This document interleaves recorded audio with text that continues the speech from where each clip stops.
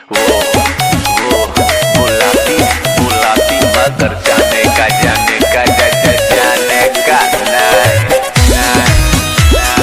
जाने का नहीं। Music by Roshan Singh।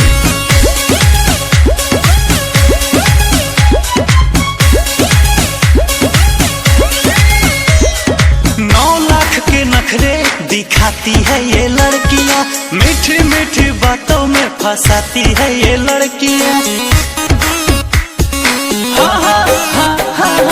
9 lakh के नखरे दिखाती है ये लड़कियां, मीठी मीठी बातों में फंसाती है ये लड़कियां। मानो मेरी सलाह हो जाओगे तबाह, मानो मेरी सलाह हो जाओगे तबाह। इनके आगे पीछे तुम हिलाने का नहीं। वो बुलाती मगर जाने का नहीं। वो बुलाती है मगर जाने का नहीं। वो बुलाती है मगर जाने का नहीं।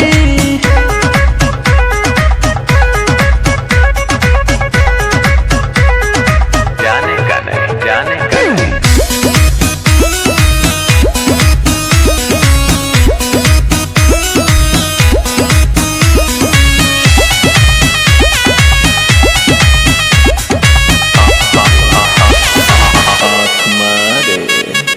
प्यार मोहब्बत में बहुत झमेले हैं, ये तो बस एक परियों के हमेले हैं।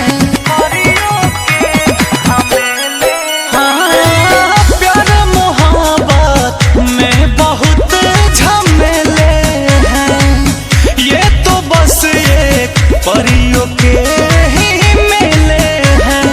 प्यार जे कोई धोखा ही भइल, प्यार जे कोई धोखा ही भइल।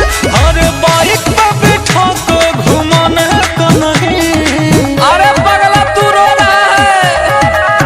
वो रुलाती है मगर रोने का नहीं। वो रुलाती है मगर रोने का नहीं।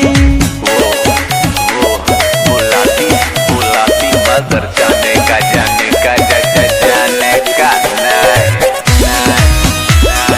जाने का नहीं।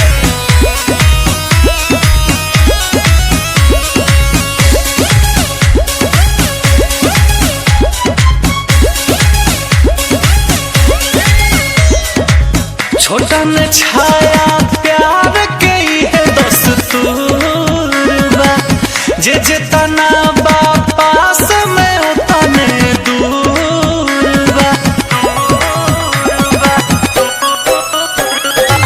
छोटा न छाया प्यार के है दस्तूर बा, जे जितने बा पास में उतने दूर बा। रंजित रोशन कहीं जवान, रंजित रोशन कहीं जवान, ये बात कभी दिल से भूलने का नहीं।